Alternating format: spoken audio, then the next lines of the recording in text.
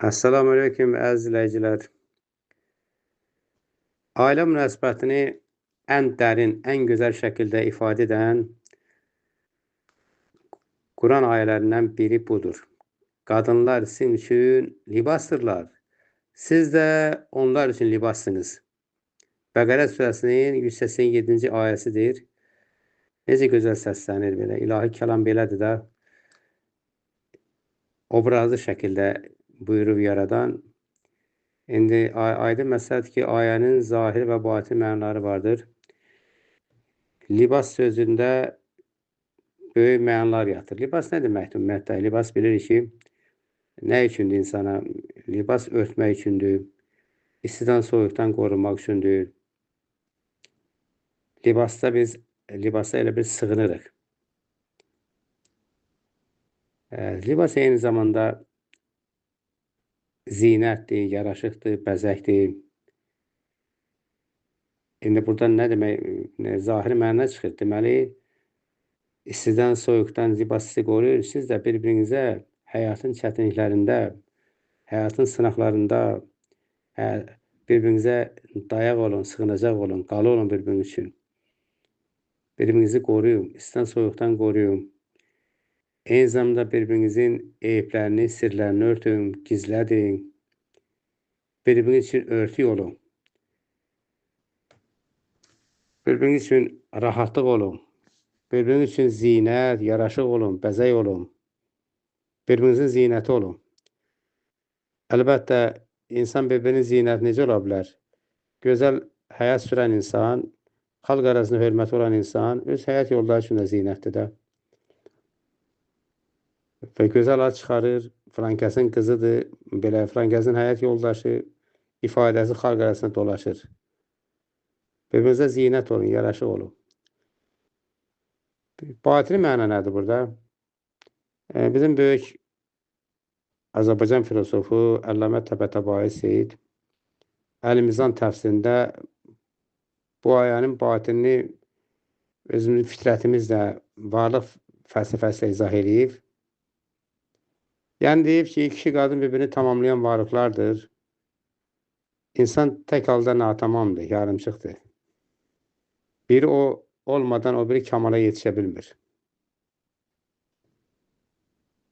Yəni insanlar bir-birinə dayaq olmalılar. Evlilikdə birbirinin imanından müğayət olmalılar, bir-birinə yardım eləməlidirlər. Biri o birinin kamala yetməsi üçün, Allaha yaxınlaşmaq üçün kömək eləməlidir.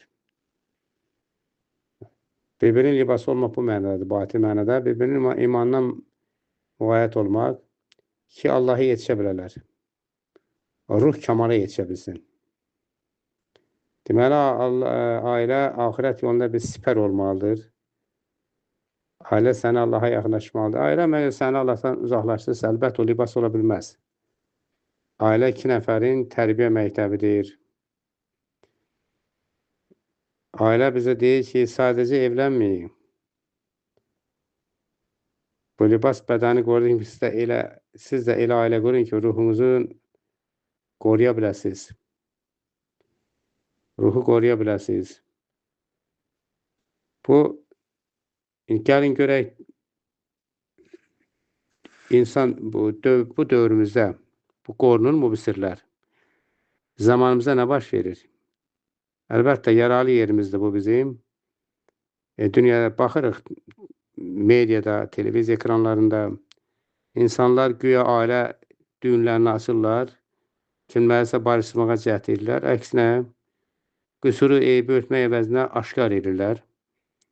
Ailə sirləri paylaşılır, ictimailəşir. Evdaxili məsələ kənara daşınır. Dırnaqarası ekspertlər də burada məsləhət verir. Böhranı daha da dərinləşdirir. Cəmiyyətdə abırları gedir. Bir-birinə baxırsan ki, cəmiyyətdə, televiziyada ağır köpü sözlər də deyirlər, ərəvat, bəzən görsən, yaxınları, ekspertlər onları qınıyır. Bütün sirlər aşkar olur. Sirləri belə aşkar olan ailələr yenidən mehribanlaşa bilərmi sizcə? Halbuki İslam deyir ki, ailə münaqişələrində hər iki tərəfin Ağsaqqal Ağbirçək meydana girməlidir. Ağsaqqal Ağbirçək dairəsində, miqyasında həll olmalı məsələ.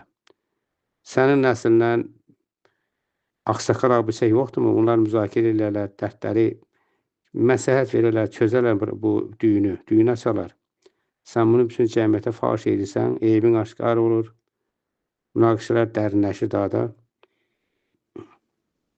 Və orada görürsünüz də, mən haqlıyam, yarışı gedir. Söyüşün, təqqirin biri bir qəpik olur, həya ədəb yırtılır. Ondan sonra necə bir libas olmaq ola bilərmi burada, bir-biri üçün libas olmaq üçün? Libas olmaq istəsənsə, haqlı olmaqdan vaz keçməlisən, müəyyən qədər güzəştə getməlisən. Və ideal insanlar olmur ki, ideallar, peyğəmbərlər, müqəddəslər olur.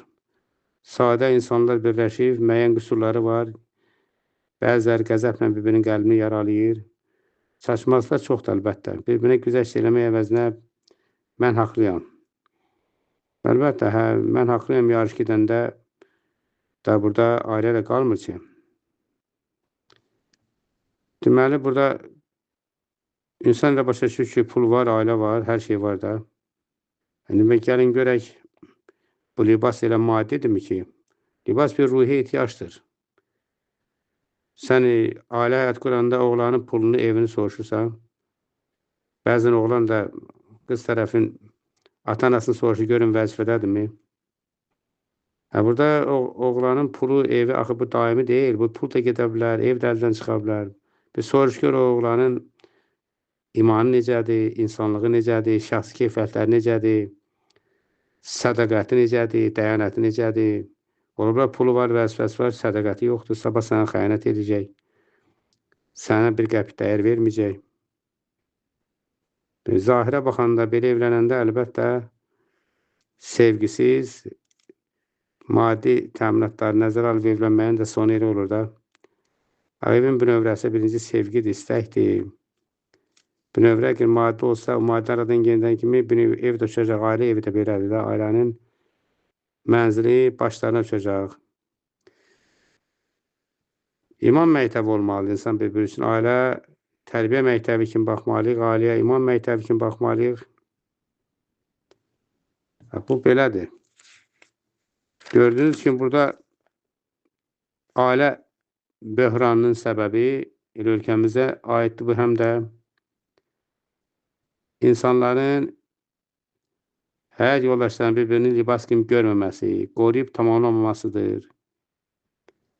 Bir-birinə zinət yaraşıq ola bilmirlər. Bir-biri üçün iman məktəbi ola bilmir. Dəyərləri əldə rəhbər tutmurlar. Əlbəttə, dəyərləri nəzər tutmayanda, maddiyyəti önə çəkəndə böhran baş verir. Ailə baxırsan ki, yanlış azadlıq ideyaları, anlayışları var.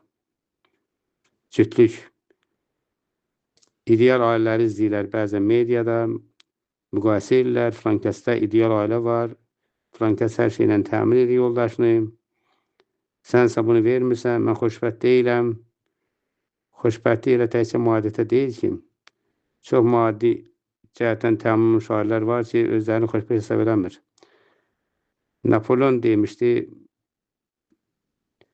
ömrümdə 6 gün xoşbəxt günüm olmuyor. Bəli, insan gərək məsuliyyəti bölüşsün. Yoxsa bir bahanələrlə, maddi əsaslarla ailədə böhran yaratmamalıdır. Ailə dəyərləri əsaslanmalıdır. İslami dəyərləri Allah necə deyir, elə də olmalıdır. Və bu bir libas kimi bir-birini görüb, bir-birini qorumalı, qayğısını çəkməli, bir-birini tamamlamalıdırlar. Çox təəssüf ki, bəzən beynəlxalq səviyyədə qloballaşmaya uyub, kənar təsirlərlə ailənin mənəvi əsaslarını dağıdırıq və dəyərlər itdə isə ailə itir. Allah bizə yardımcı olsun ki, bu ilahi dəyərləri qoruyaq, bir-birimizə libas ola bilək, zinət ola bilək, yaraşıq ola bilək. İnşallah bir-birimizi sevə bilək. Sevəli, seviləlim, dünya kimsəyə qalmaz, Allah amanda.